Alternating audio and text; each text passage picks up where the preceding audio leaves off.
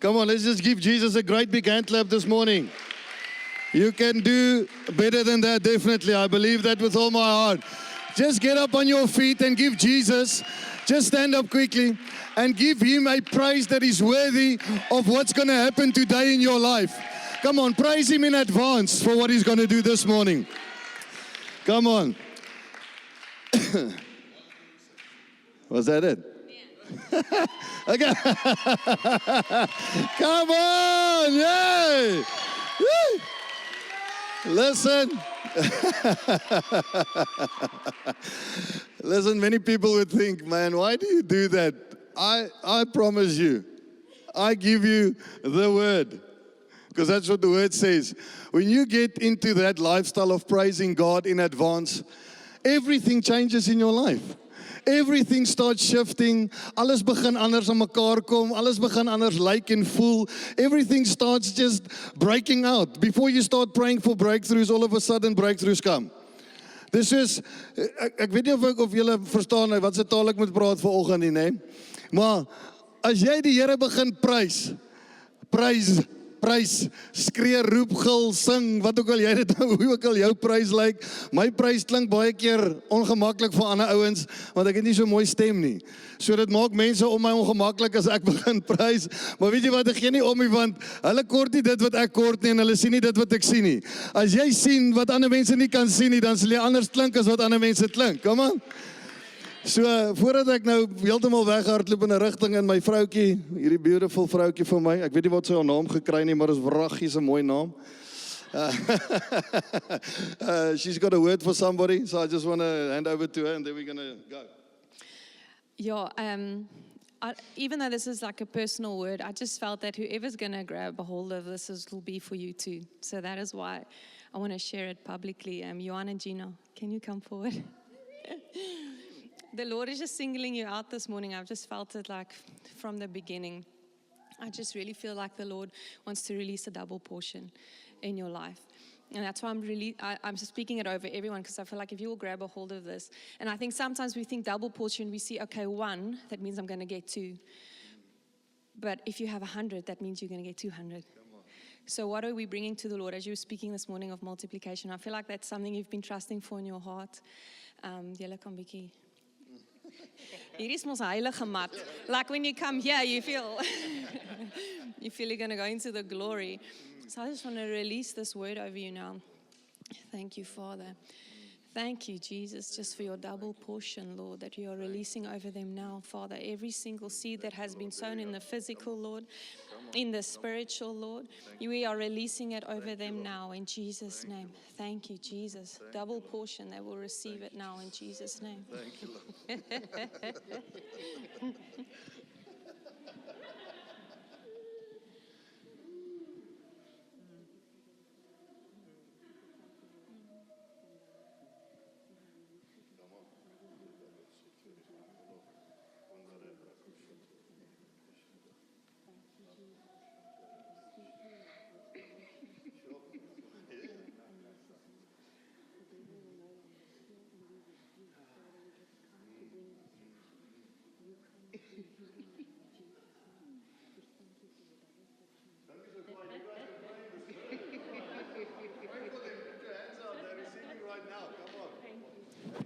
We release it over them now in Jesus' name. It is a done and complete work. Thank you, Father. You hedge them in, you place your wall of fire around them, and you are the glory within their midst, Father. Thank you that what they have sown, every single seed, Father, will come back and be multiplied, Father. In Jesus' name, as they put their trust in you, Lord, we release it over them now. Thank you, Jesus. And over every person, Lord, this morning, Father, that stretches out their hand towards you, Father, and that is trusting for that double portion, Father, we release it over them now. We speak it over them now in Jesus' name, that they would receive it, Lord. From this moment on, Father. Thank you, Lord. In Jesus' name. Thank you, Lord. Father, that it would not just be a spiritual harvest, but a physical harvest, Lord, in Jesus' name. That which is birthed in the spirit is birthed in the natural, Lord. In Jesus' name. Multiplication, Father. In Jesus' name. Amen.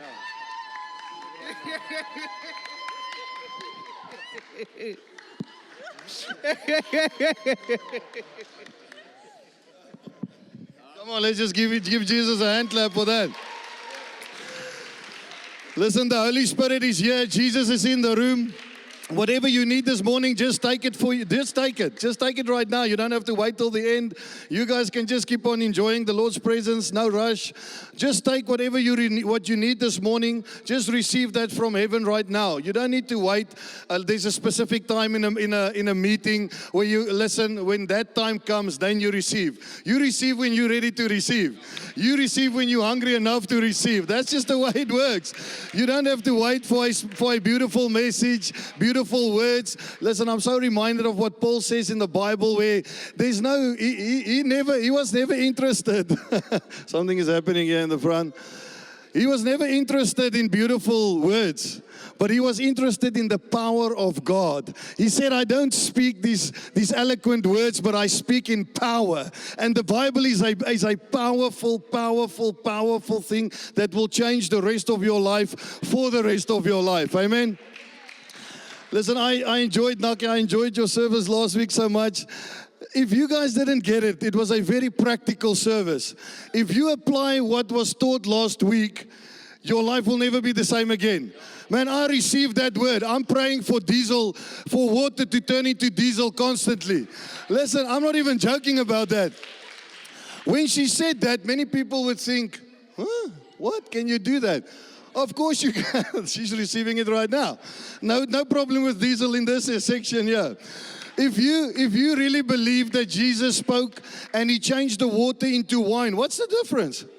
What's the difference? But the Bible is a practical thing. Your life with Jesus, your life in the gospel, your life in the ministry, business, family, whatever it is a practical thing. It's a practical, you have to be very practical if you want to believe the word of God. You have to be a little bit out of it to believe the great things that God says in his word. Because when you read the word of God, when I read this Bible, you said it so well, you get undone. I mean, I'm preparing and I'm just sitting there and I'm finding myself crying more than anything else because of the goodness of God. You read this, yes, give Jesus a praise. Listen, I think, come on, yes, amen. Come on, Lord. Yes, Lord. Thank you, Jesus. Thank you, Jesus. One thing you know is when we're having a service and I'm a little bit involved, it's not going to be a quiet service. We're not going to just like hold hands and sing Kumbaya. That's not what's going to happen this morning. There's somebody in this church that's going to receive what they've been trusting God for the last year, 2 years, 3 years, 4 years, 5 years. Okay, there's not anybody on that section. There's somebody in the church, maybe. Okay, yes, some people. There's somebody. Okay, I see you. Okay, all right. Listen, practical, you have to engage with the word of God. I really believe this. It's not about screaming, shouting. Listen, I can't turn it down. I mean, I don't know how to. I've tried many times. I've actually, when then people say, listen, can't you just speak normally and quietly? And then I go and I'm like, I've tried services. I've actually gone on purpose, say, okay, Lord, maybe they're going to receive it better if I just speak a little bit, if I just tone it down a little bit. Listen, but then as soon as the anointing hits me, I mean, I don't know how do you fix this? It's broken already. The Bible, Jesus already paid the price. I mean, it's done. Why do you wanna live this ordinary life when you serve an extraordinary God? Why do we want to be so ordinary and just fit in and everybody needs to like us, everybody needs to like what you say? Who cares what everybody likes? What we care about is what the Word of God says. What the Word of God, when you read this Word, and you get it in your heart and in your spirit, it affects you. it starts possessing you. You know, like this, the demon-possessed people in the Bible that the Bible speaks about, a legion of demons. That guy sounded like something. The Bible says you could hear him scream in the night, and it was a terrifying thing. But when you start reading the Bible a lot, it starts possesses you. It starts taking possession of you. Jesus said, you have received the mind of Christ. To think like Him, to talk like Him, to move like Him, to get it in your heart, to come against religion. Dead religion is not going to take you anywhere. It's not like we're trying to offend somebody. We're trying to wake somebody up.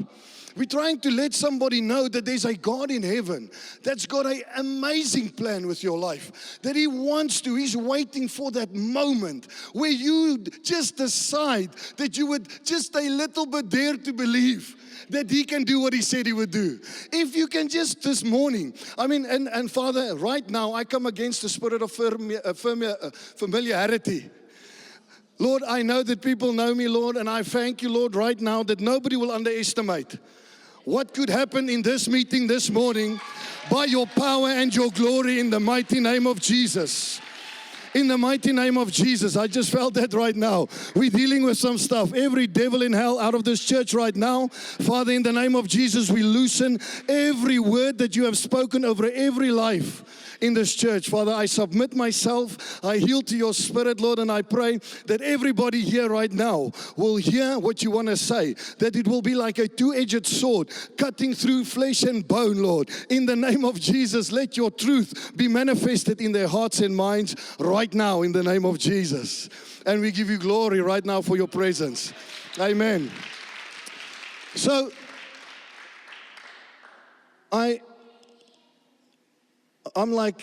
I'm very amazed and also not surprised of what's going on in the world today. All of a sudden, people think there's actually a possibility that there's aliens. And there's these things. I mean, if you're a Christian and you believe that there's a chance that there might be an alien nation somewhere, another world, you better read the Bible more. You better start studying the Word of God, because that's why the Bible says, even in the last days, the elect will be led astray.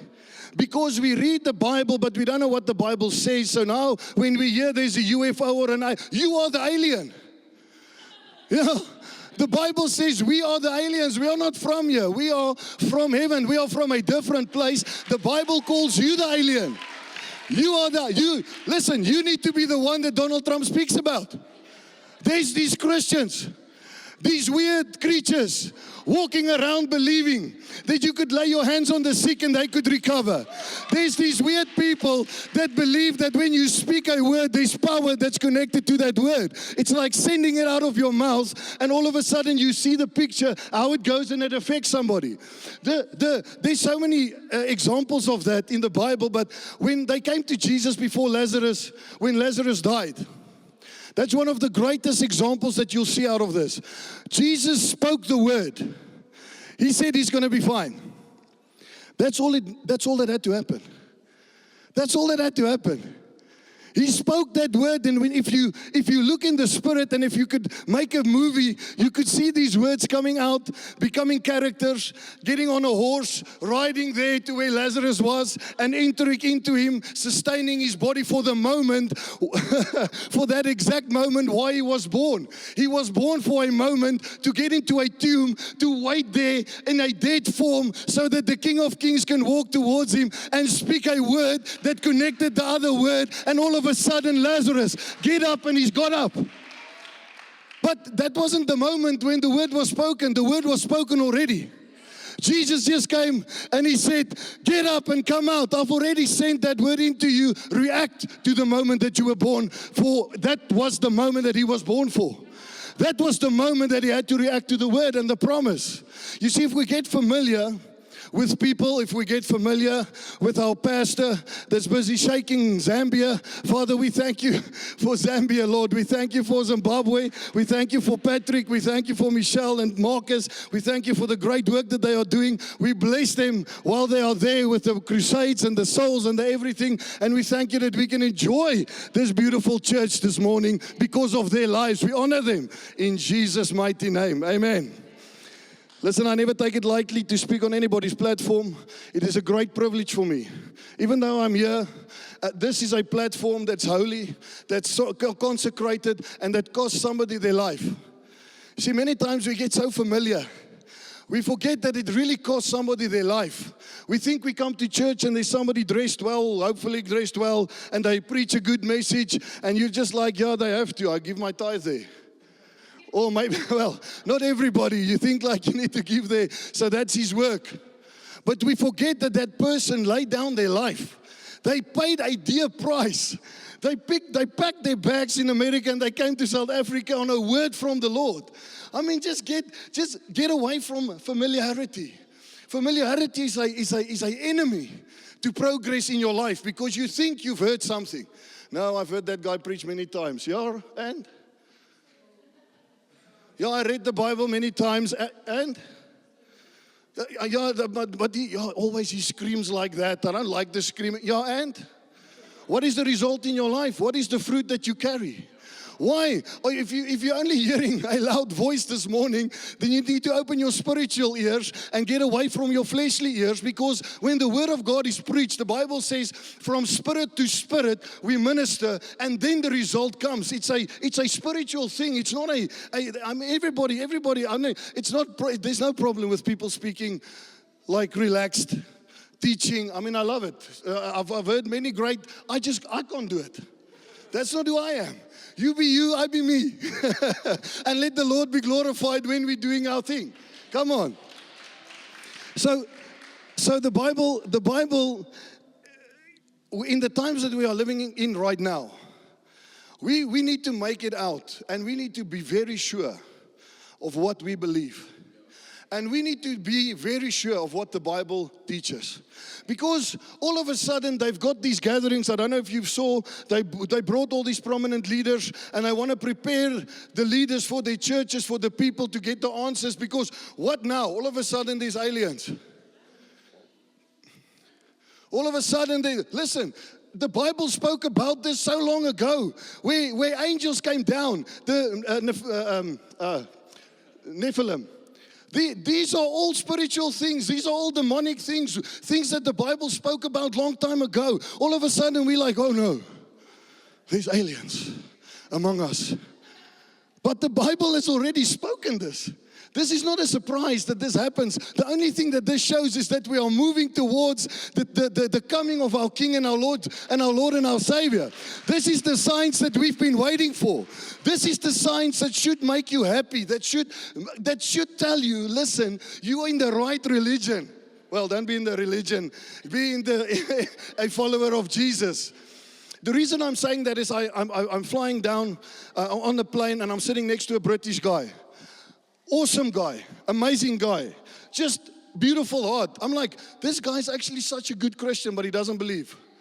Just because he's so good in his heart. And we get in this conversation, and we speak, and I speak about some of the business stuff we do, and he says to me, yeah, listen, I need to come and see him. And I said to him, I'm in the ministry, we preach the gospel, and then he says to me, you can come and see me, but just know that you won't convert me. I was like, okay. I said, what do you mean? Convert you from no solar to doing solar? Of course, I'm just making a joke with the guy. He says, no, Christianity, oh no.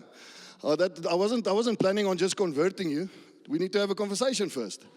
So we have this conversation, and the reason I'm telling you the story is because you need to make out this morning what it is that you believe. Do you really, really believe what the Bible teaches? With no funny business. I've heard people in the ministry say that there's aliens and other worlds. That's nonsense. Then the Bible would have told us that. God wouldn't have hide that from us. It's not a surprise that He's waiting to reveal. Jesus died once. If He died on another planet for other civilizations, He wouldn't have died once. Did you think about that? So if you're the alien, then who's the other people then that's on that's on this other planet? The Bible says you are here, but you are not from here. So why wouldn't have God disclosed that in His Word? He's already said what these things are.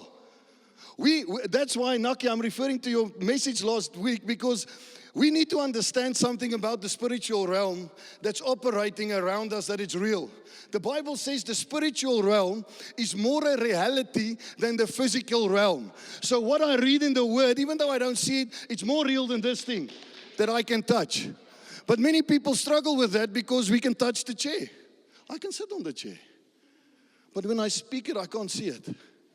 But then Jesus says, blessed is he that believes that cannot see. So why would Jesus always go down that route? And then they say, well, show us a sign. He says, an evil, perverted generation is always looking for a sign. There's too much signs everywhere. Everywhere we go is signs. We've just heard about the healings. We just hear about all these things happening. I mean, we've seen so many healings just in the last few months. There's no question in my life if God still heals. He heals. Of course He heals. If you don't believe that He heals, when was the last time you laid your hands on a sick person? Okay, maybe one. Okay, he didn't get healed. Then go at it again. Keep on going. Go at it again. Go at it again. Go at it again. Tell that person, till you find somebody that the faith connects in that moment and Jesus does a miracle. Because sometimes God just wants you to be all in. Sometimes God will test you to see if you're all in. He doesn't need to prove Himself anymore to anybody. Maybe I need to just, because I think that that maybe struck a nerve somewhere. God does not have to prove Himself to anybody in this church. He doesn't have to prove Himself to anybody in the world. He's already proved Himself. He sent His Son. What more do we want from this beautiful, amazing, powerful God that's already done everything, and we're still saying, yeah, but show us. Show us. Then read the Bible and do what the Bible says and go and find out for yourself. That's why I love that message that you preached last week, because it's practical. I'm a very practical person. If I read something here and I'm like, yes, this gets me excited, then I want to go out and test it and see if it's real. And I don't just do it once and then I say, okay, no. It's like people pay their tithe once and then they don't see nothing happen and then okay, that doesn't work. What? The blessing connected to you actually paying your tithe is so intense that you don't ever want to miss out on that. God did that for you. He didn't do that for Him. He doesn't need your tithes to operate heaven. Listen, what's the budget this month here in heaven? We just need to see, is everybody paying their tithes? Can we? No.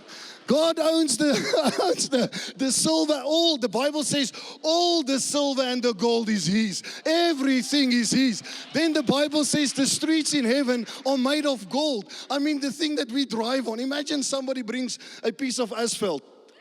Teer. Julle weet wat asphalt is, né? Teer. Somebody brings a piece of tar to you. Listen, here's a gift for your birthday. What's that? Nee, teer. Didn't you read the Bible? In heaven it's gold. So what we here on earth see as the most valuable resource there is in heaven is the roads. It's like, listen, I love you guys, but for some people, when I look at your face, it's a surprise. What? Is that gold? I'm going there. Jesus, I give you my life. Listen, we have to enjoy the Bible. I'm not going to say whose eyes was the most surprised, but there were some surprised people in the church this morning. So thank you for listening. Otherwise, if you would, praise the Lord Jesus. I need to step away from this carpet. We'll get into the word right now. Don't worry, we're going to read out of the Bible today. So we need to get so practical with the Word of God, knowing that what's going on around us actually is due to us and a lack of our participation in our own life. Does that make sense? So what's going on around you actually is the effect and actually is the result of what you've been speaking, what you've been believing and saying. So if what's going on around you is negative, then just take a few steps back and say, how have I been talking the last 5 years of my life? What have I been letting out of my mouth? How critical have I been? How many times have I put blame of what's going on in my finances on the economy? You see, if you're constantly looking at this worldly economy and you're blaming what's going on in your life because of what's going on in this worldly economy, you're not reading the Bible. The Bible says we are in God's economy. We are connected in His kingdom economy. So what's happening? When He's concerned about something, you get concerned about something. But when He's not concerned, you shouldn't get concerned. You should get the word in you, and you should get the word out of you. So that will affect what's going on in your life. You need to just tell me, listen, just make like you're pressing the rewind button if you need me to go back to something. Because I don't want to lose anybody this morning. That's the beautiful thing about meetings. Many times you have meetings, if there's 50 people or 1,000 people, doesn't really matter. Always, almost always, there's some people that walk out that's already forgotten what's been said. But then there's always people that really grab a hold of what's been preached to them, and they actually do something about it, especially if it's because of the Word of God. Especially if it's in line with this Word. This is the only thing that's got legitimacy of what's going on in the world today. If you think there's another book that needs to explain of what's going on in the world today, then you're not reading the Bible. God has already prepared us. So I'm sitting next to this guy, we're talking. While I'm telling the story, I'm going to try and just turn it down a bit. So, yeah, no, I'm joking. Later, I'm moving too much, I'm moving forward. I'm going ahead of myself. No, so,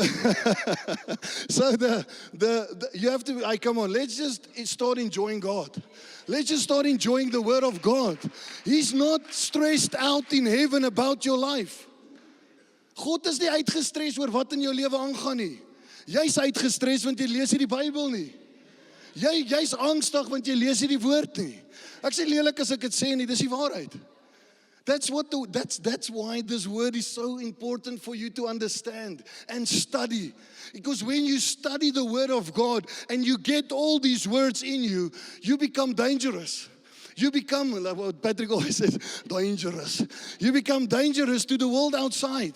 Then you become this guy where people always say, does he always have to speak so loud? I cannot help it because I'm totally possessed by this word. I am a possessed Christian. I'm possessed by the Holy Spirit. I'm possessed by the Word of God. I'm possessed by His promises. I'm possessed by everything good that He says.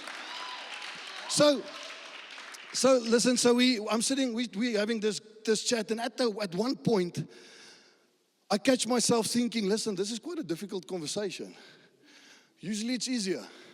I've got the mic, I'm screaming, people accept Jesus, they believe. But when it comes to this point, and there's somebody that's really actually gone out and trialed and tested and thought about this thing, because he's not young, he's in his 50s, he's actually thought about this thing quite intensely. So we're talking, I'm not going to go through the full conversation. And it just comes up on the inside of me to tell him a witness of an encounter that I had with God. Because, if you tell me at the end of this conversation that you didn't have that encounter, you tell me I'm a liar. So, it's just real. I had the encounter. You can't say anything about that. You weren't in the room when God stepped into my room. So if I had an encounter and I'm telling you about the encounter and you tell me you're lying, then we've got a different conversation that we need to have. But it was my encounter. So I tell him about this encounter that I have with God, how God stepped into my room, how I heard His voice speaking to me, and I hear and I see He's looking at me like this and He's listening. Really great guy. And at one stage, when he said something about religion. He says, yeah, but religion causes so much hurt and people use religion to control people. Yes, it is. But I'm not part of a religion. And the king that I serve said to himself in the Bible, I did not come to establish a religion. But he came to establish a relationship with us, a real relationship. And I said to him, listen, I think this is where we're missing each other. I'm not talking about a religion.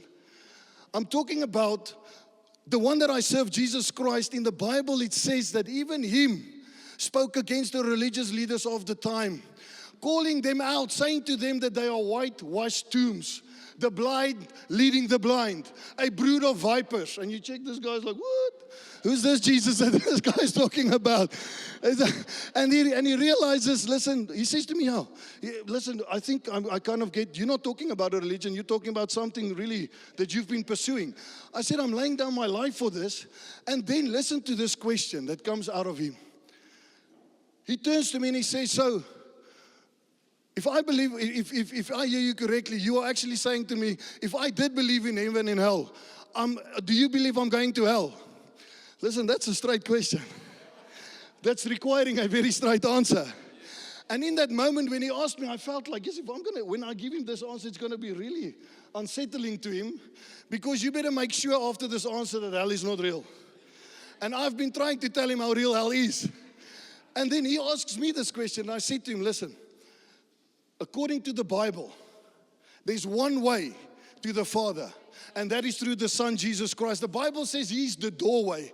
There's no other way. You can't come around Him. There's no other religion that leads to God, the God of the Bible. There's no other religion on planet Earth that can take you to that same God that I serve. So I said to him, listen, according to the Bible, yes. I said, I know it sounds, he says, no, but listen, we're having a straight conversation, so I need a straight answer. And after that, he kind of diverted and started talking about something else. But I felt in that moment, that's exactly why it had to happen. I didn't pray with him. I'm still going to see him again. I'm trusting God. I've prayed for him. But what I realized in that moment is that many Christians aren't ready for that conversation. Many Christians I'm speaking to daily aren't ready for that, because they feel, I'm going to offend this guy. I'm going to tell him in his face, you're going to hell. Just think about that, telling somebody that has a conversation with you in the week, listen, you're going to hell. No, I'm talking about an educated, doing well, owns businesses, and he asks you, so are you saying I'm going to hell? Your answer should be, you're going straight to hell, according to the Bible, not according to me. I didn't make this up. I didn't write this book. We kind of feel we need to defend the Bible the whole time. What would they say if we really say that? You're confusing yourself of what the Bible really teaches, but the Bible doesn't need any defense. The Bible needs your total participation. That's what the Bible requires from you. That you be all in. That you preach the Bible, that you speak what the Bible says. So, luckily we've got 3 more hours left to go. You can always hear who's hungry for more, and the other people are like, what? Just like I.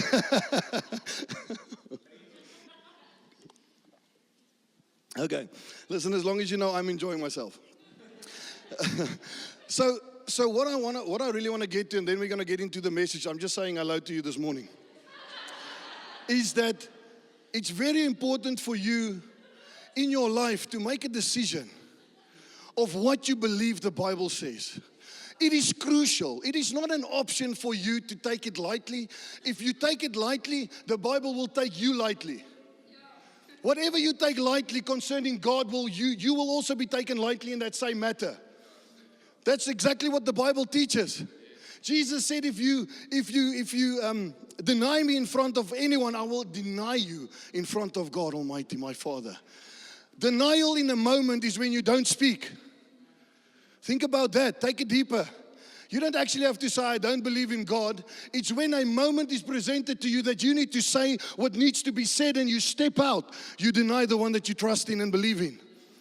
So where we are going, I'm trying to help somebody this morning, because many people don't really believe that we are moving into a critical time in the history of humanity, where we are speedily moving towards the second coming of our King. He's coming. Listen, He's coming. He's on His way. You can see everything falling in place. So if that's like bad news to you, then you don't know Him. Because Paul said, he's like, when you read the Bible, he's exciting about meeting Him face to face again. So what happens if that happens in this week? What have you been getting up to? What have you been reading and believing in the Bible, thinking that maybe it's not like that? We've got so much time. There's a lot of time, man.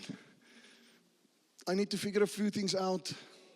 This has been taking it really calm, speaking to some people that needs to hear this tone of voice.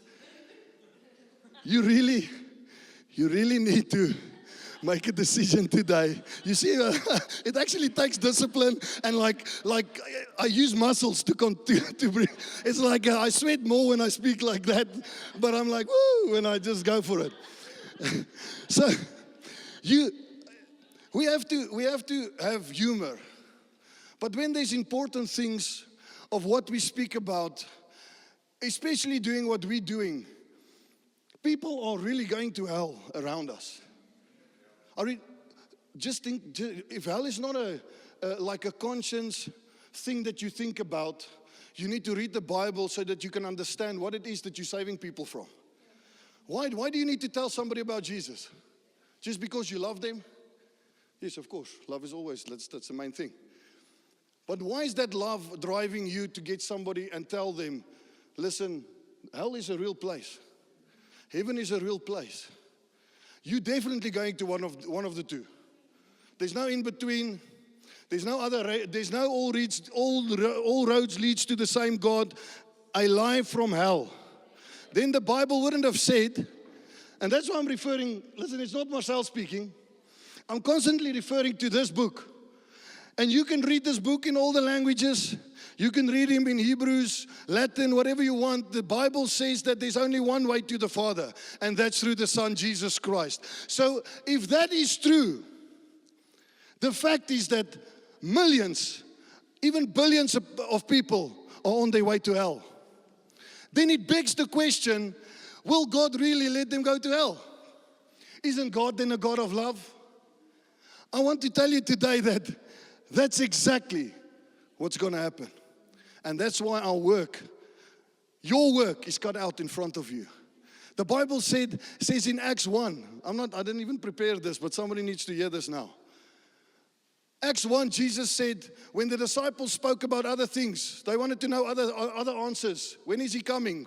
When is the second coming? He said, only God knows that. So they're busy with this other thoughts in their minds, wanting different answers. And Jesus says, but forget about what you're thinking about. What is about to happen is that you will receive, when you receive my Holy Spirit, you will receive power to be my witness. Forget about all the other nonsense that you think about. There's one thing that you should be conscious about every single day of your life, is that you receive the Holy Spirit. Have you got the power to be His witness? And are you actually a witness of Him? Are you actually bringing glory to Him? And then some people would say, no, but I'm just an intercessor. That's great. Are you a witness? You pray so much, then you'll be a great witness. Nothing exempts us. And I believe in all of that. Don't get me wrong. And if you're an intercessor, bless you, pray more. But it doesn't exempt anybody from being a soul saver. And it's not just the evangelist speaking. Jesus said the same words, that you better be His witness if you have His Spirit. A witness is not somebody that prays for somebody else. A witness is somebody that witnesses about something that they've heard. So I've heard about the Bible. I know what Jesus says. So I need to tell you about Him. That's being a witness of Him. That's being a witness of God. Is to tell people about who this God is that we serve. And you think that you have to do it on your own power. It's not like that. That's why He's giving you the Holy Spirit. So let's get into the message. I just helped somebody there today. My message today is from obscurity to glory. From obscurity to glory. And everything I said before this helps the message now. So listen to what obscurity is. Obscurity is the state of being unknown, inconspicuous, or forgotten, often representing the opposite of fame. It also refers to a lack of clarity, making something difficult to understand or see. Lack of fame, living in or falling into anonymity, such as artists or musicians working in obscurity before becoming famous. Lack of clarity, vague, complex, language that is difficult to interpret. So the reason I'm just giving you that explanation is because there's many people in the church today, this morning, and today in the bigger church that's in obscurity.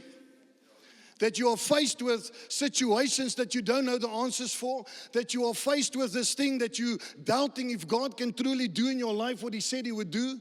That you are doubting what the Bible really said He will do in your life is really a fact and truth. Because what you are experiencing is telling you the opposite truth. And you believing the opposite truth rather than going back to the Word. Just raise your hand and say, help me if I need to go back to something. Amen. So listen to what the Bible says in Psalm 113, 1-9. And I really pray that the Lord would help me through reading the scriptures today, because this stuff will mess you up for good. Hey, reading the Word driven by His Spirit will mess you up. Because then you're confronted with how real this Bible truly is in your life. It says here, praise the Lord. Yes, give praise, O servants of the Lord. Praise the name of the Lord. Blessed be the name of the Lord, now and forever. Everywhere from the east to the west, praise the name of the Lord. For the Lord is high above the nations. His glory is higher than the heavens. Who can be compared with the Lord our God, who is enthroned on high? He stoops to look down on heaven and on earth. He stoops down to look on heaven and on earth. He lifts the poor from the dust and the needy from the garbage dump. He sets them among princes, even the princes of his own people. He gives the childless woman a family, making her a happy mother. Praise the Lord. Come on. And he speaks about that, but that scripture speaks about, listen, and just what I just said now, if God is looking down, stooping down, looking onto heaven and onto earth, nothing that we need to know is not written in this Bible. Everything we need to know is written in here.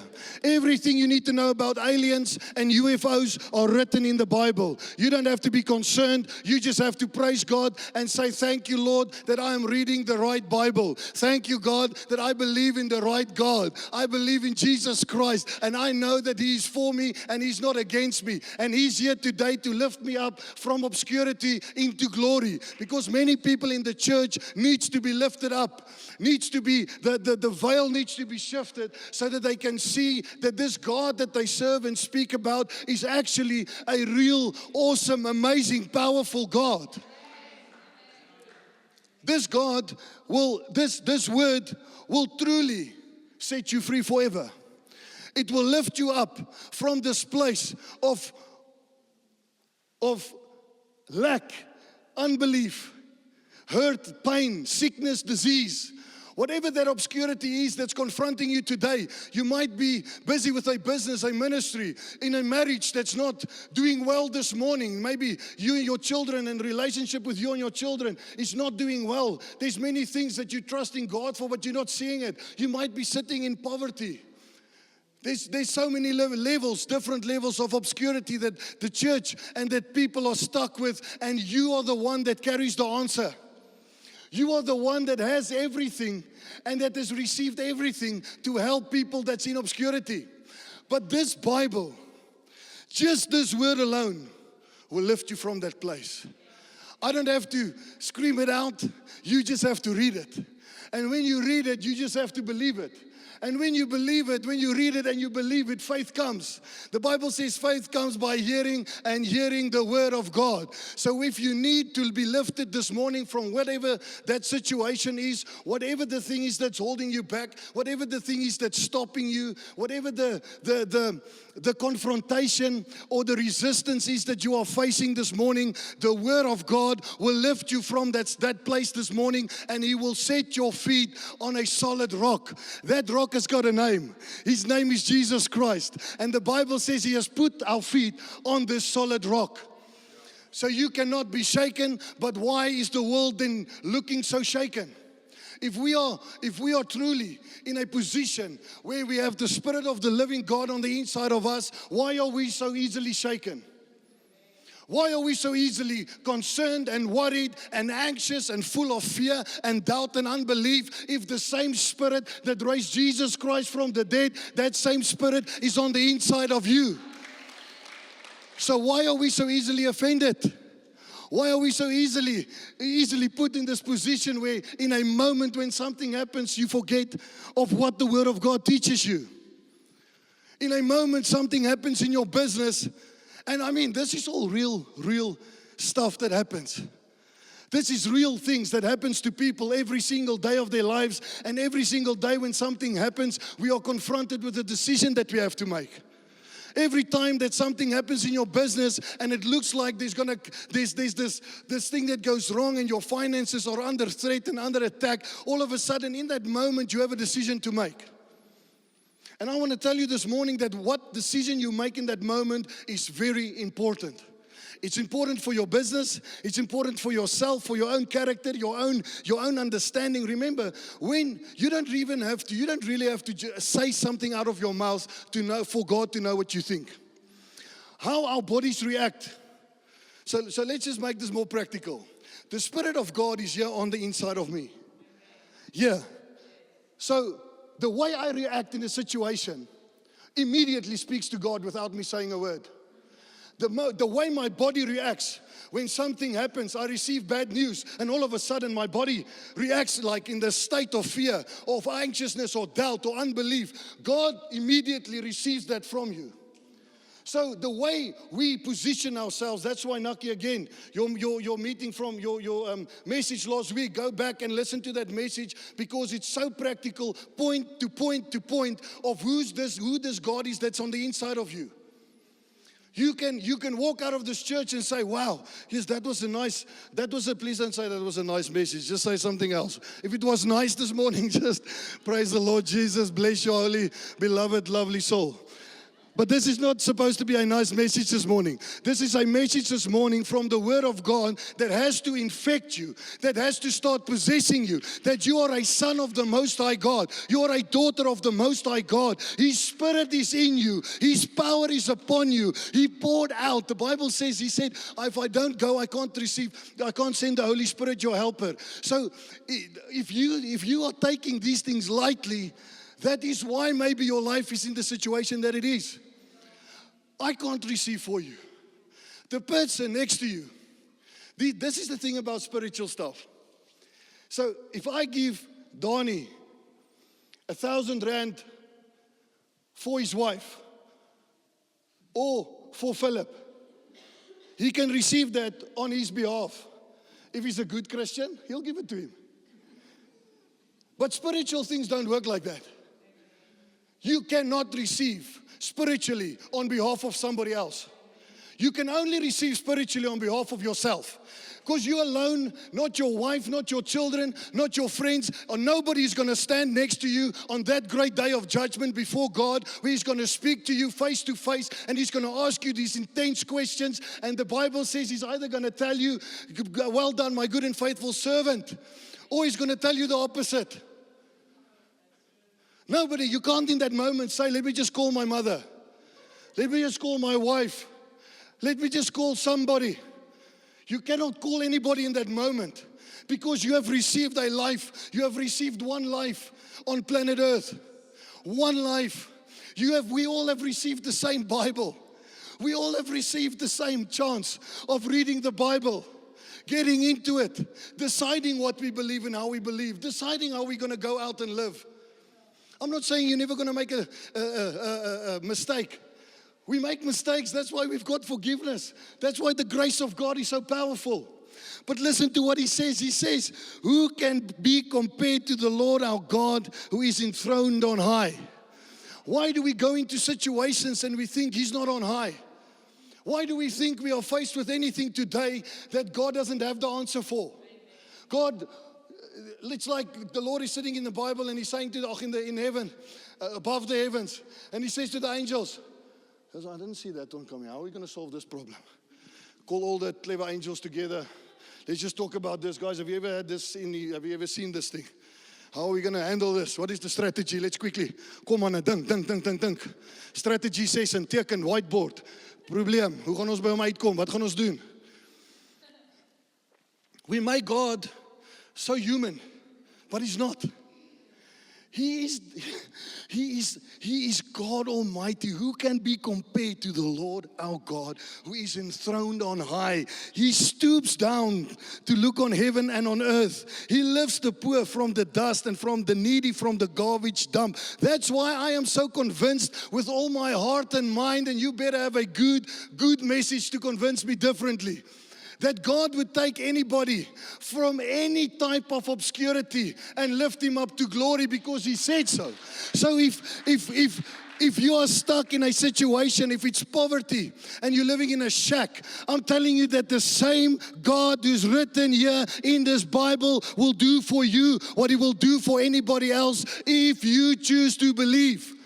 If you choose to take the Bible and study it for yourself, sometimes certain people need to study more than others. That's fact.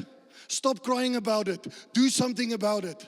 Get into the Word more. If somebody else is already on a level where you want to get to, just get into the Word more. Read it more. Read more than that person. Pray more than that person. Say, God, I need more of this Bible in me. Audible, whatever. Find a friend. Tell them to hit you with the Bible a few times so you can just wake up and read the Bible more. Whatever it is that you have to do, start doing it. I was expecting a bit more there, but maybe it's a lack of water.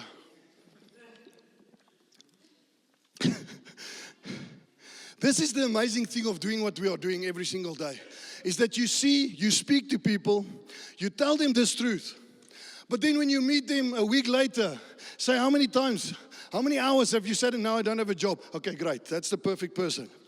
If you don't have a job, you're the perfect candidate to sit in the Bible every minute of every day, reading, studying, coming to church, speaking to this pastors, the great pastors in this church that knows the Word. Listen, I've been studying because that crazy guy screamed the other morning. He said, I need to read the Bible. What's written in here? What does this mean? What does that mean? What does this mean? Tell me how many people in the last week came to you and asked you that?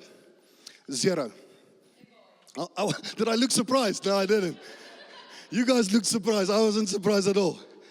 This is the fact of humanity. We've got all the answers here. We've got all the solutions here. The same spirit that's in me is in you. The same God that's fighting for you is fighting for me. He's already fought. The battle is already won. The victory is the Lord's. I can keep you busy for weeks on end reading out of the Bible with you. We can just go read story by story. And it's not just stories. It's real, actually, life events. You see, because people think the Bible is a storybook. It's all stories. It's living experiences, living things, historical fact of what's written in the Bible actually happened. And then we read it like it's a story. Just imagine God could have done that for us. He can. He wants to. He wants to. He wants to. Listen, God is more, he's more excited about where you need to go to than you are excited to get there. Laat moet ek Afrikaans sê. Die Here is meer opgewonde om jou te vat waartoe hy jou wil vat as wat jy is om daar uit te kom. Dis die probleem vandag. That's the problem that we are faced with. We're faced with this generation where people are just, it's okay. More, maybe, ja, okay. Ja, jy sê dit. Maar, daar's nie 'n maar nie. Nie in hierdie gesprek nie. Daar's die woord van God. There's only the word. There's no but. When it comes to this conversation, you better read the Bible for yourself. You have to study the Word of God because, hey, listen, just a quick indication. If you really have the Word of God in you and you understand what it says and know what it teaches, if you got worried about aliens, it's an indicator that you need to get back into the Word. Really study the Word. And I'm not joking. Listen, people are like freaking out. There's really angels. What angels? There's angels, definitely. There's really aliens. UFOs. The files are going to be released. And then we're all going to go, whoa, we didn't see that one coming. Aliens. Ah! They're among us. They're living everywhere. You are living among them. You just like, you've been so indoctrinated with the world that you have become like the world, but it's time to re-doctrinate yourself by the Word of God so that you can become this alien that God is speaking about in the Bible. The amazing thing about preaching like this is that the Holy Spirit then tells you how much time are you spending in the Bible? Ja, hoe lyk jou tyd? Ja, hoe lyk jou tyd? Ek berei hierdie ding voor en dink ek, ek moet nou hier so 'n bietjie na myself wil kyk. Ja. Because there's people in ministry that teaches that there might be other planets with life. Aliens. Because God is this creative. He would have explained that to us. He already explained where aliens comes from. well, what they call aliens. He's already explained how it happened. He even told us how it happened. He told us what demons are. If you come with us on some crusades, you'll see aliens when those demons manifest. It will freak you out. I remember as a young boy being on my first outreach, and that one lady starts manifesting, and the hair started standing up on my back, and I was like, what on earth is this thing? Intimidated. Not knowing what, I've never seen anything like this. Is this real? Is this real? You see that thing looking you in the eyes, because it's a thing, it's a demon. It's looking you straight in the eyes, challenging you. And then you, out of your fleshly form, look at that thing in the flesh, forgetting that the King of Kings is living on the inside of you. You better look to that thing with a different eyesight, because otherwise it will freak you out. What did the guys feel like when they went into that room, when they wanted to chase out that demons, and that guy, the demons told him, Paul, I know, Peter, you know, I know, but who are you? And they start whipping them. Yeah, well, oh, it's written in here. Sorry, in the Bible. So I didn't Google it. Hard copy. It's written in there. And they got beaten severely. The clones tore from their bodies. I haven't had that experience, and I will never, because at least I know who this God is that's on the inside of me. That thing will run out that room naked. I will stand with all my clothes on. Am I allowed to say naked in the church? Sorry. Okay, next scripture. Habakkuk. Okay, we've got another 2 hours. Don't worry, we're going to move now. Are you ready to listen? So listen to what the Bible says in Habakkuk 2:2-3. Then the Lord answered me and said, write the vision, make it plain on tablets, that he may run who reads it. For the vision is yet for an appointed time, but at the end it will speak and it will not lie. Though it will tarry, wait for it, because it will surely come. It will not tarry. So write the vision, make it plain. The Bible says whoever will see it will run with it. So it's all about vision. What is the vision that you have? What is the vision that you've written down? What is this thing that you're trusting God for you to be able to say that this thing is taking too long? What are you is it a healing? What have you written about your healing on paper, on the wall? What healing scriptures have you dotted down, printed it out in your house? When somebody walks into your house, they just read healing scriptures everywhere. If it's lack, financial lack, what have you done? What vision have you written down for you to get to the place of that breakthrough? Because the Bible says, though it tarries, maybe it looks a little bit slow for you. Surely it will come. Surely it will come.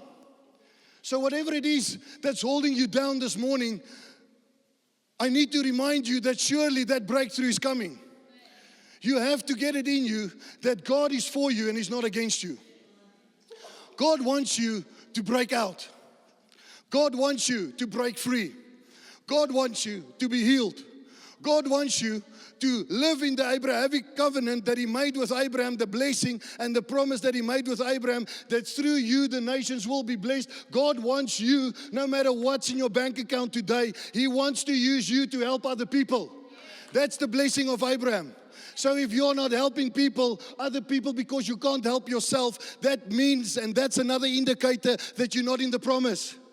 And you might lack understanding of the promise, because many times it's when we lack understanding, that's the reason we don't see the result. Because we just lack understanding. We lack revelation. For us to get the revelation, it will break us out. For you to read this word and get the revelation, all of a sudden everything will change. So write the vision down. So I'm giving you a few pointers this morning to get from this place of obscurity to the place of glory where God wants you.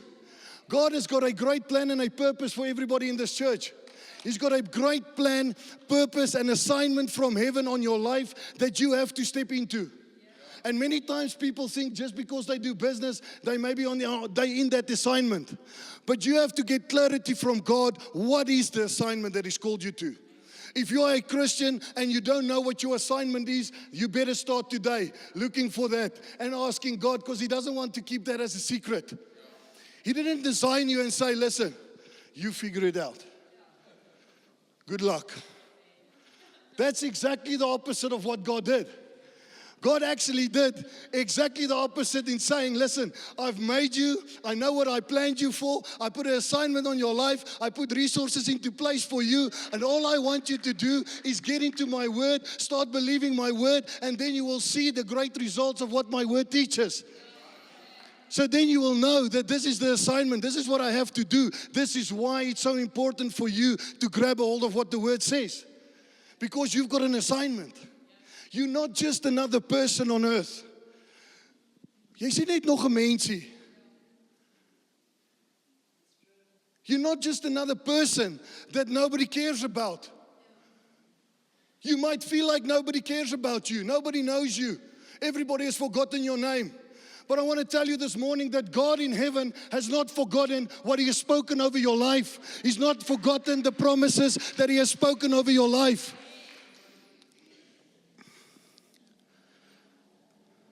Listen, we've had some meetings where revival really breaks out. And usually the sign for that is when people really get into this, really start believing again. Because many times you look at people and you look them in the eye and you can see who, yes, they're trying to just believe. They're trying to believe that this promise is for me as well.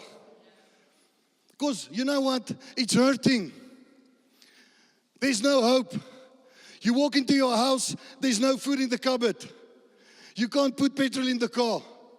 You don't know how you're going to pay for everything at this month. That's obscurity. That's what I'm talking about today, is that you are faced with, you may be so sick that maybe you're just waiting. You're just waiting. Death could come tomorrow.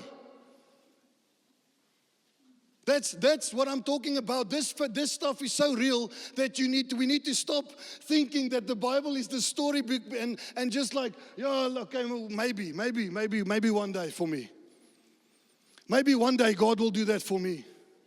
Maybe if the stars align, get away from the stars. Stop reading stars, read the Bible.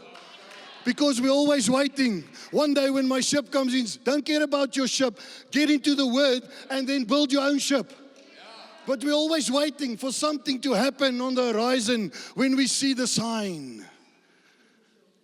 When one day, well, listen, we're all here on earth. We need to suffer. One day in heaven we'll do well. That is a lie from hell. Where's that written? If you tell me where that's written, I'll give you many verses that comes against that theology. Many verses that comes against the theology of you having to suffer and be poor on planet Earth. That's the devil's plan. Poverty is not God's plan. Poverty is the devil's plan for your life, to keep people in obscurity.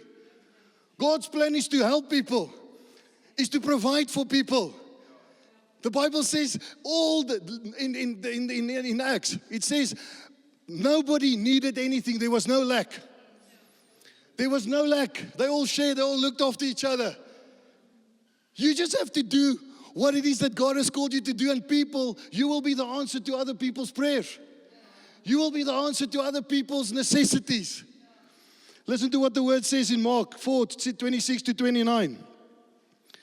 So this is the kingdom of God, as if a man should cast seed in the ground, and should sleep and rise at night and rise in the day. I'll sleep at night and rise. And should sleep and rise night and day. And the seed should spring up and grow. He knoweth not how. For the earth bringeth forth fruit of itself. First the blade, then the ear. After that the full corn on the ear. This is what the kingdom is based on. The kingdom is based on increase. Every single day, you have to experience increase in your life, even if it's a little bit. I'm helping you today to get up from this place. You have to get up. You have to get out of this place of obscurity. You have to get into the Word. I can preach you happy. I can preach faith into you. And then you walk out that door and tomorrow is the same day for you. That's how this works. Again, that's why that message of Naki is so important. Because you have to get a go at it yourself. You have to get into it. You have to start believing this. You have to make it out in your mind and in your heart that the kingdom of God is based on increase. That's how it works. First the blade, then the ear, then the full corn on the ear. That's Jesus speaking, saying how this kingdom is that He designed, how it's designed. It's increase, step by step, move by move, from glory to glory, victory to victory. That is the rhythm of God in your life.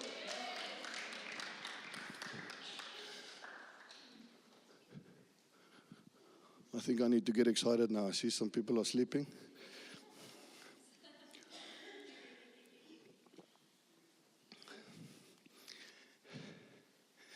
If you're not going to get into this, nothing will change. You will stay exactly the same place or even be worse off months or years from now than you are today. Because the Bible teaches that Jesus said to the one that is given one talent, the one hid it away, the other ones worked with it. And then at the end of that scripture, it says, Jesus even took the one from the one and gave it to the others. And people think, no man, Jesus won't do that. That's a bit rough. Nee, Here, die Here sal mos nie dit doen nie. Wat van daai arme ou wat mos nou die enetjie gehad het, hy het hom net weggesteek. Hy het hom net geberre, hy wil net nie iemand omgekrap het nie. He's talking about talents.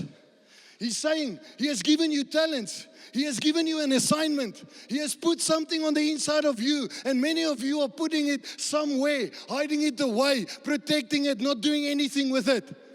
And then Jesus comes onto the scene and He says, that one thing that you had, I'll take it from you and I'll give it to the one that actually did something.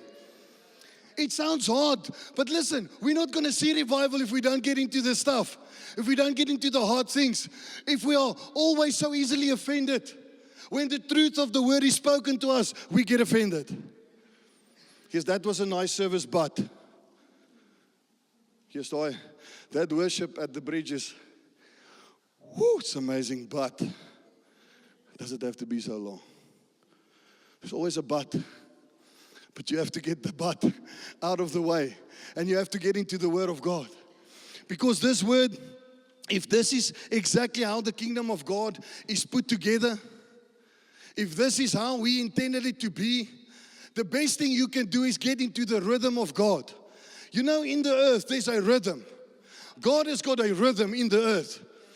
And the Bible shows us what this rhythm is, how this rhythm works, how progress looks, what it should look like when the presence and the Spirit of God is on the inside of you. Your life needs to look like somebody that really has the Spirit of God on the inside of them.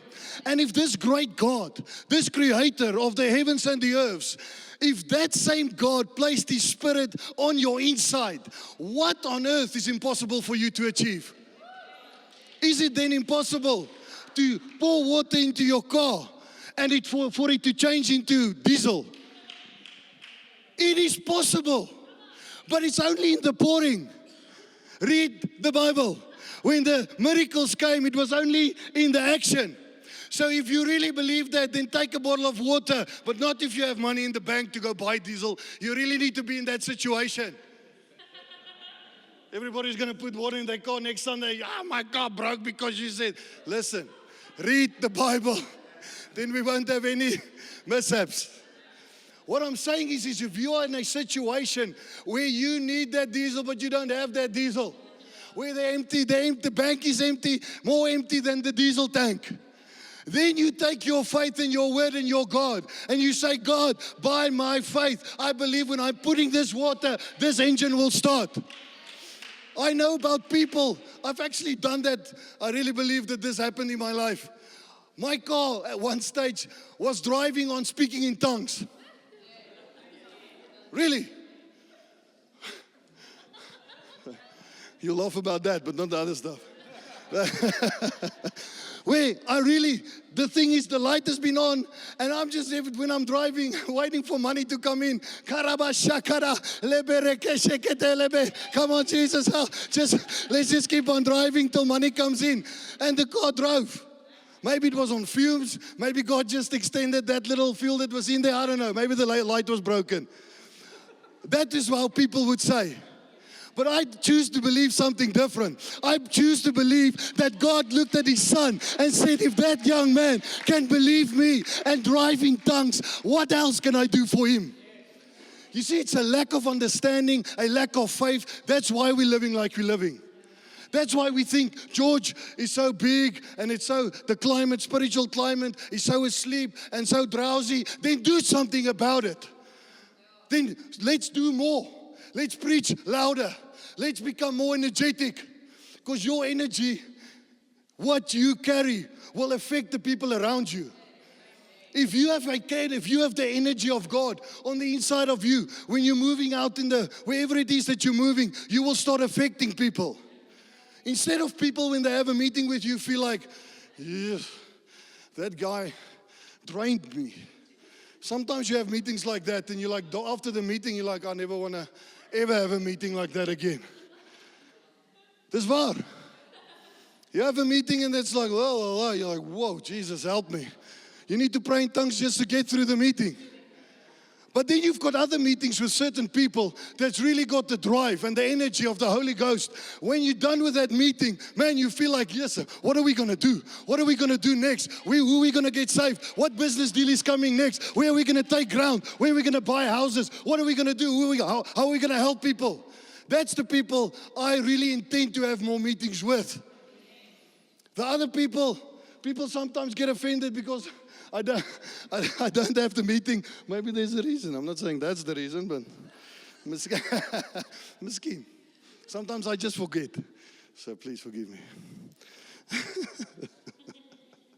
Listen, this can just be a nice experience this morning for you. Hey, we laughed in church. Luckily, nobody slept in church. Well, I wouldn't fully say that. Some people sleep with their eyes open.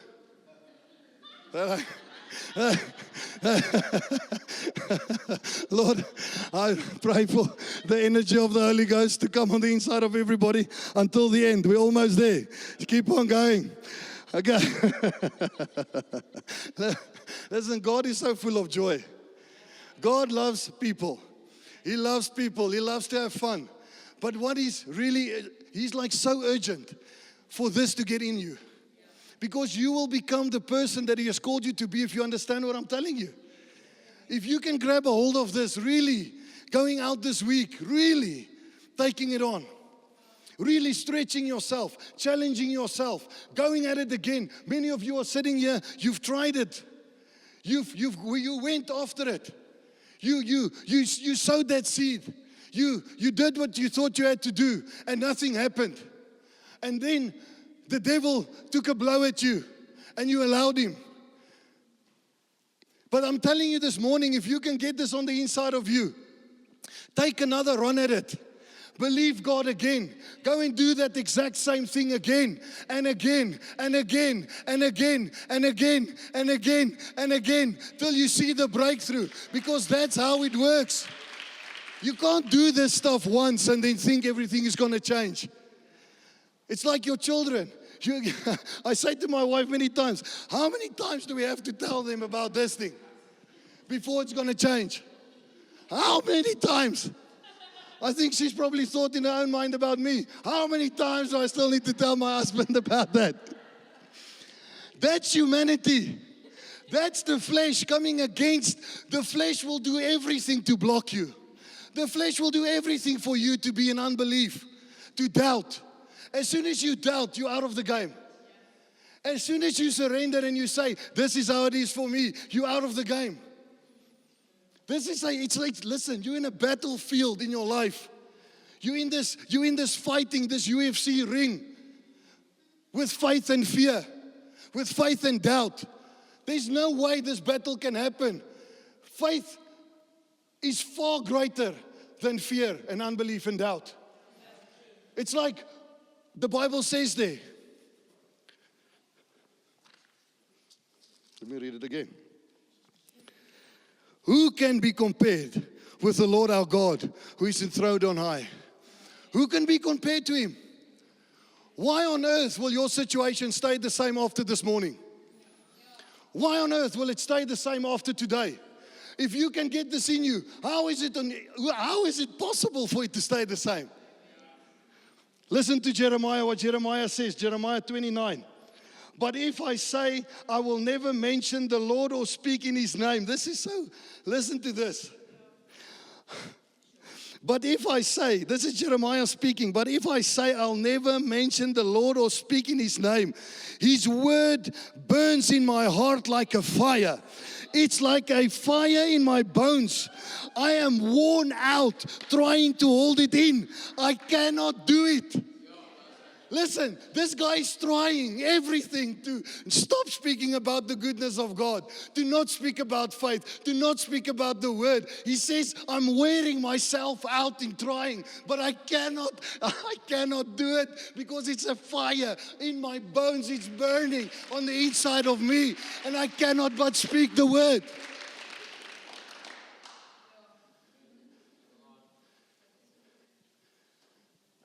That's Jeremiah speaking. And if you look at Jeremiah, he was doubting at the beginning. He said, I'm too young. He said to God, I'm too young. Listen to what he says to God here.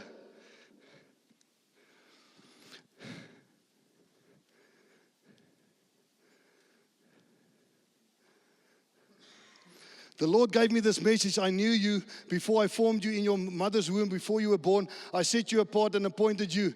Oh, sovereign Lord, I said, I can't speak of you. I'm too young. This is the Bible. Listen to God's reply. The Lord replied, don't say I'm too young, for you must go wherever I send you and say whatever I tell you, and don't be afraid of the people, for I will be with you. I will protect you. I, the Lord, have spoken. That's Jeremiah. That's a guy doubting himself because of his age. Whoever is thinking you're too young or you're too old, there's no such thing with God.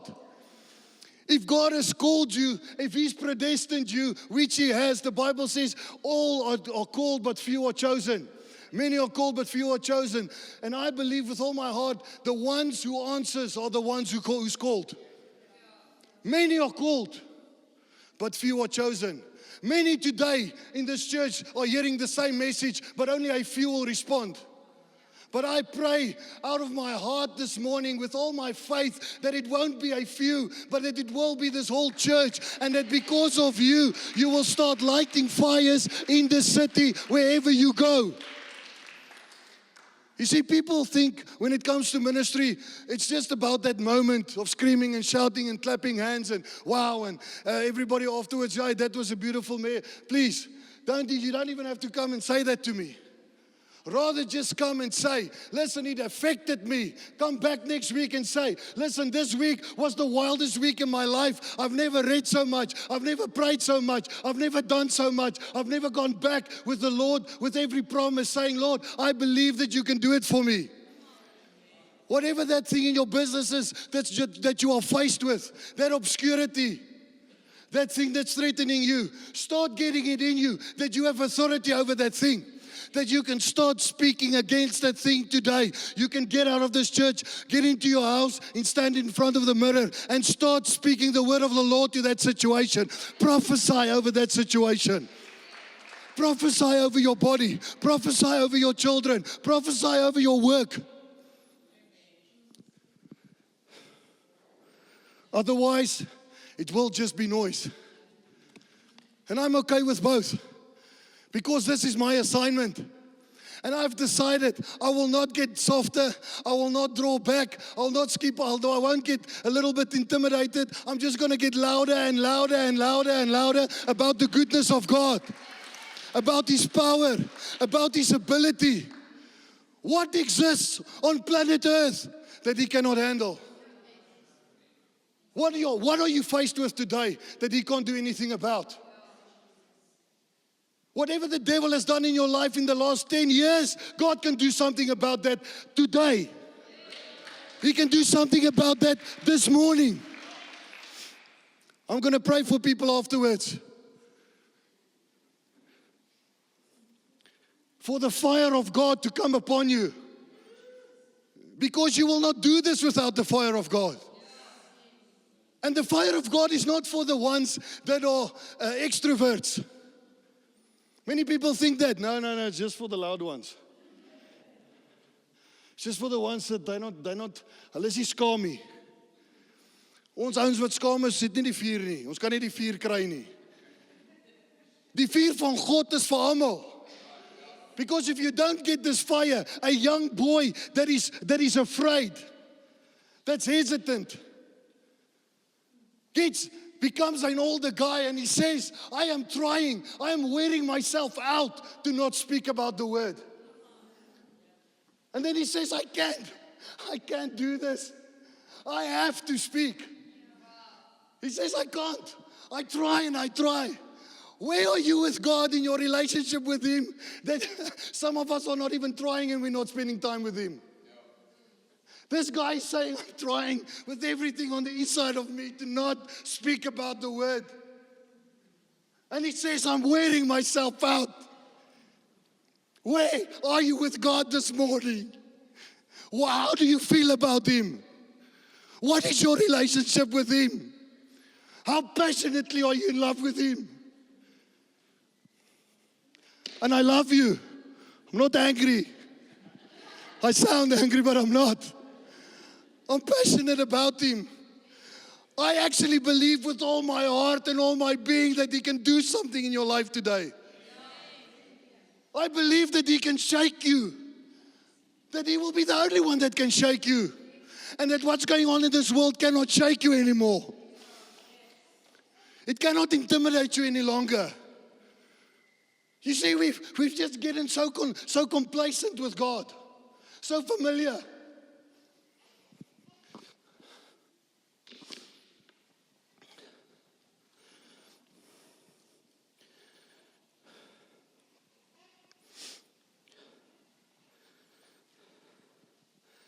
But if I say, I'll never mention the Lord, or speak in His name, His words burns in my heart like a fire.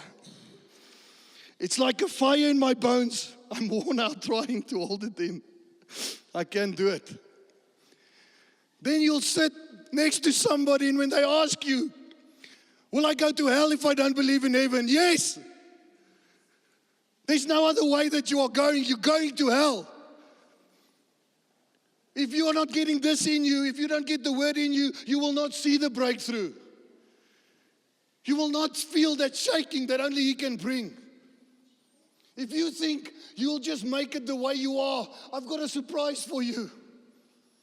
That's why Jesus died on the cross. He said, if I don't go, I won't be able to send you my helper. You have to cherish your relationship with the Holy Spirit. The Holy Spirit has to feel that you love Him. When you speak to Him and you hear His voice, you have to be moved with compassion. I'm going to read something for you. This is going to mess you up or just mess me up. Totally. I'm already messed up, so there's no other way. Before I read that, I'm going to just speak about this. We're almost there. Then we're going to pray. Is that okay? Have I got a few more minutes? If there's one thing that happens to you today is that you'll get a hunger for this God that you serve. He's not far away. He's not distant, wondering who you are. That's what other beliefs believe. The Muslim believe that they cannot speak to God the way we do. They can't have this relationship with the Holy Spirit that we do. So it's either real or I just sit and cry when I spend time in the Word and with the Holy Spirit and I'm totally nuts. Or it's real. But I refuse to serve a God that I can't have this interaction with. A God that doesn't know what I'm going through because He hasn't walked this earth. We serve the only one that it is documented that He walked here. We serve the only one that went through what you have gone through or what you are going through. That's the one that we serve and what I'm speaking about. This is not a dead religion. Faith will not come if you don't read this word and get it in you.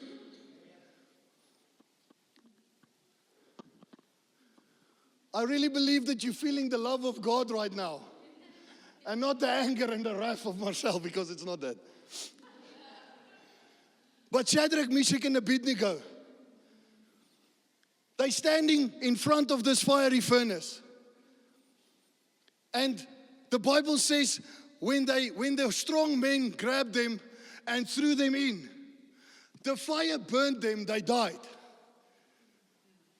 But Shadrach, Meshach, and Abednego was there next to them, and they didn't die in that moment before entering into the flames. So tell me, what is this thing that you think Jesus won't do something about this morning to destroy whatever is holding you back? Because when they went in, the fire was already him. When those other people died, it was Jesus already. This is the God that I'm talking about that will kill and destroy everything that's holding you back. Every stronghold that's on your life that's withholding you and that's keeping you in obscurity, this fiery, flaming God will burn that thing away in a moment. This is what I'm talking about right now. That flame, Jesus was already the flame. Man, and it messed those three guys up.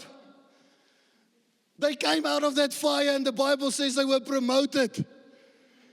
They ran, they took charge, they took dominion. Why do we think we're going to take dominion if we don't have the fire? The Bible says, the one that comes after me baptizes with the Holy Spirit and with fire. You see, it's like an engine working together, the Holy Spirit and fire. If you get one, you need to get the other one. And when they start working together, you become an unstoppable force in the earth that will truly shake your generation.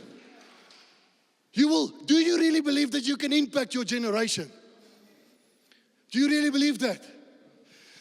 I'm going to read this for you, and then we're going to pray for people. Hang on.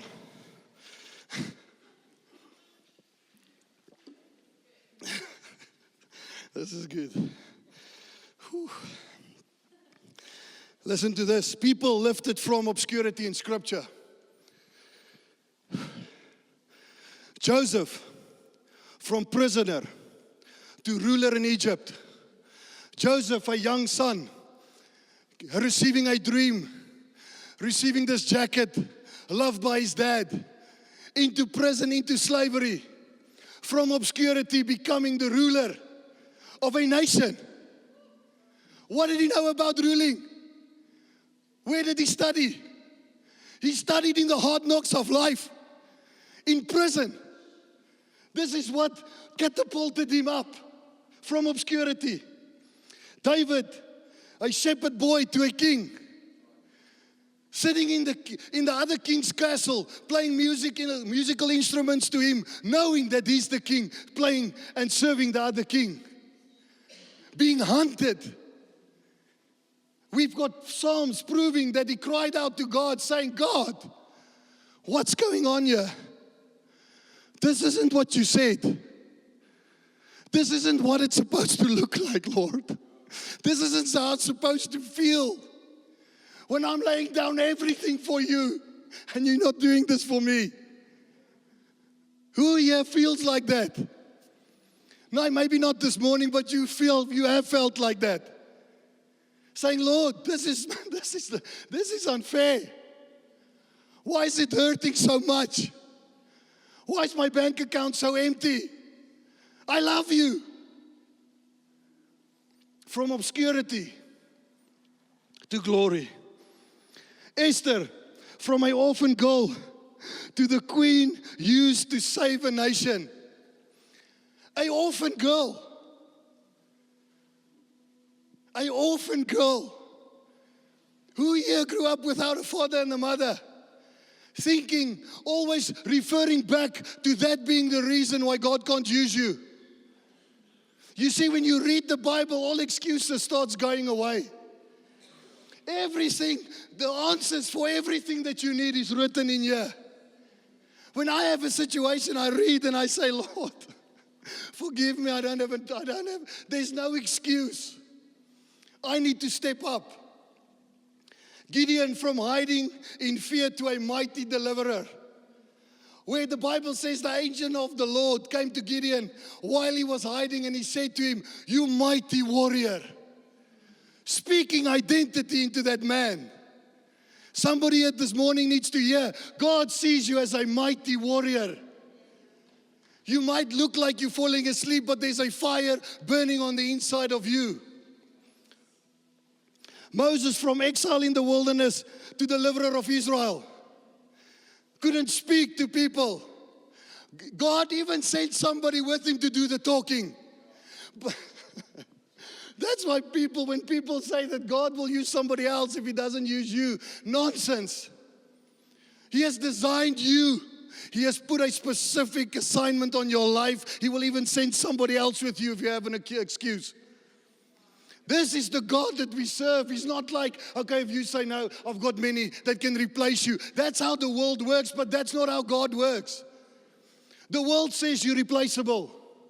Every business that you're working in, you're replaceable. I'll get somebody else. I'll get somebody else. I'll get somebody else. I'll get somebody else. We've been trained to think like that. But the Bible says He has put in a specific plan and assignment on your life that only you can accomplish. That kind of puts a different responsibility on us. There's a specific thing. There's a reason this morning that you need the fire of God on your life. There's a reason this morning that you need to make a serious decision. If I'm going to cry out to God saying, Lord, I don't have that fire that Jeremiah had, but I really need it. I don't even know what it feels like to feel about you like that. Be honest with Him. Ruth, from widow foreigner to part of Jesus' lineage. This is so amazing. Ruth, not even from Israel, a Moabite woman.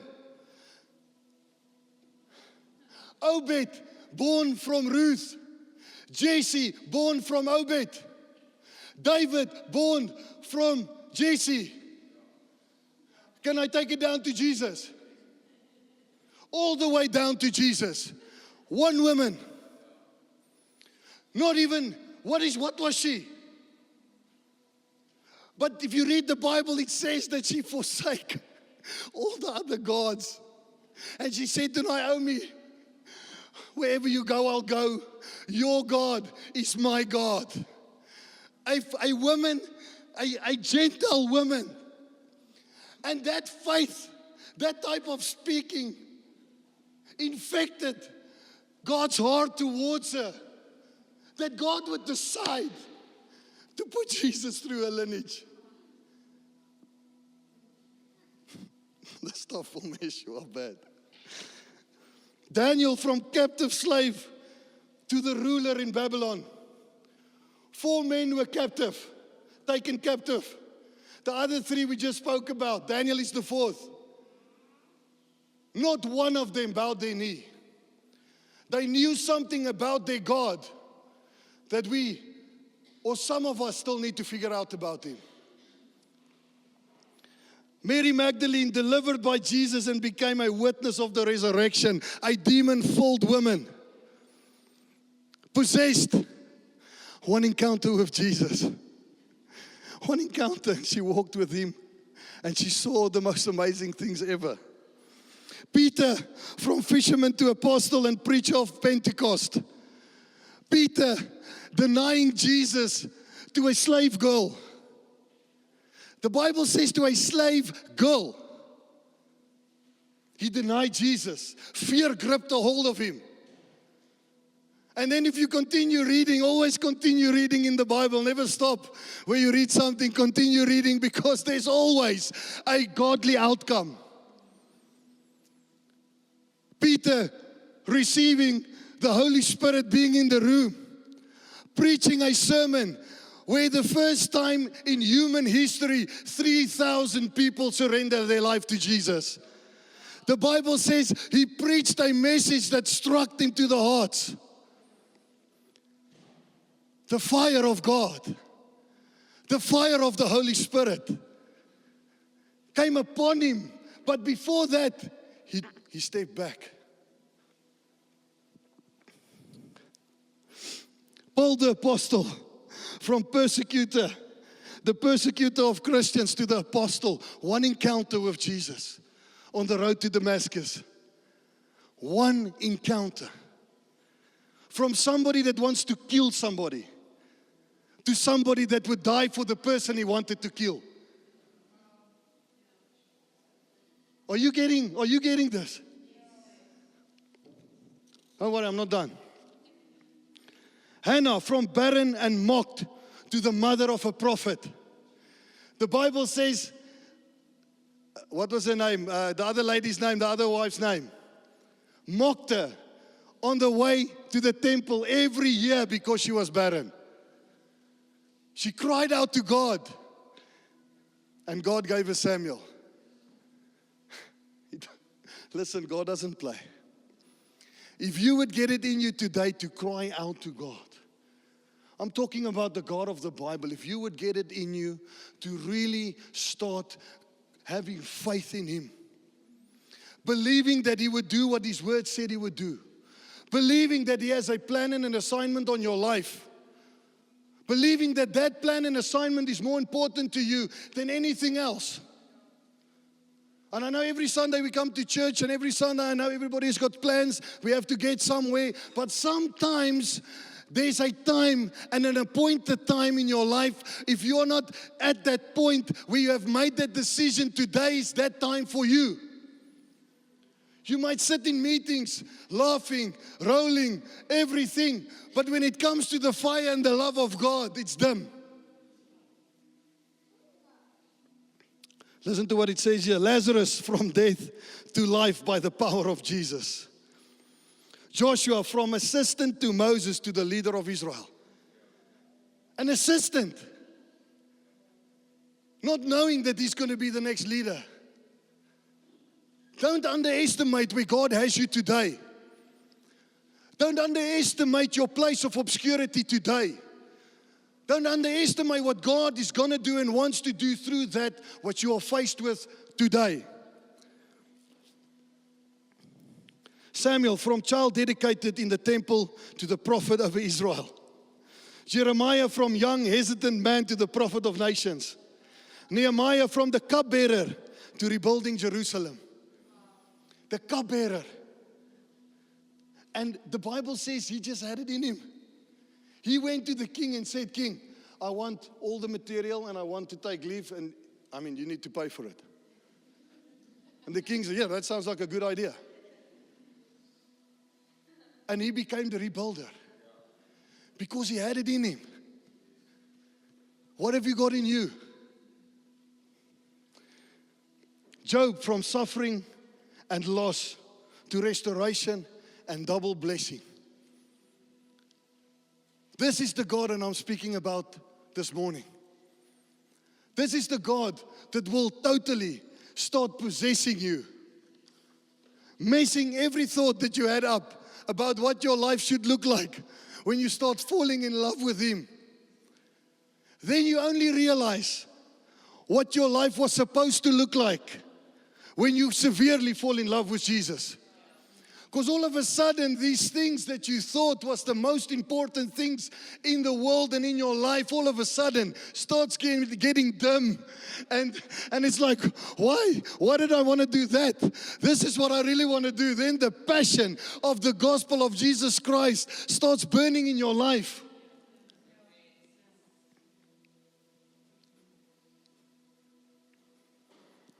Father, I pray right now. Holy Spirit, you're already here. You're already speaking to people. I see it in their faces, Lord. Your presence is upon their lives, on their hearts right now, Lord. Father, I thank you that right now,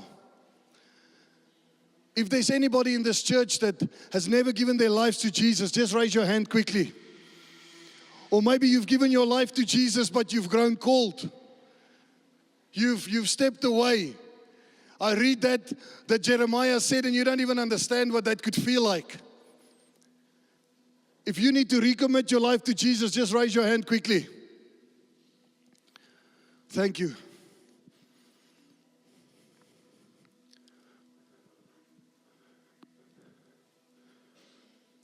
Then there's people sitting here, you've never received a touch of the fire of God on your life. Many things has been said this morning. Many things confronting you. Many things shaking you. Many things like the veil has been lifted. And I saw it on many people's faces. The veils was lifted. The veil has been lifted. The scales fell off. All of a sudden, like Paul, when the scales fell off, he all of a sudden saw life differently. This morning when I touch you, when you stand in the front here, your life will all of a sudden look different. You'll start looking different at life, at your situation, at your confrontation. We won't take long. I'm going to pray. If you really have to go, you have to go. I'm going to pray right now. But if there's people here that needs a touch from God, that needs to come to the front quickly to receive a touch from heaven, just quickly come. And then I'm going to pray. If other people have to go, we will set you free. You can go. But if you need a touch from heaven this morning, if you need God to come onto the scene of your life and touch you by His fire, if you've never received the Holy Spirit, I'm talking to you.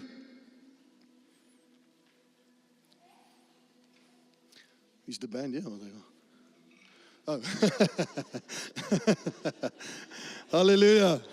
Sorry, I should have signaled them. Quickly come. Let's give them a great hand clap quickly. Come on. That's how you know that they've been receiving this morning. So captured by the word. Come on, it's true. Amen. As they just play, I want you for a few moments, then I'm going to pray. I know you have to maybe be somewhere, eat something. I'm also excited about that. But just for a moment, take another 5 minutes and just get serious with the Lord right now.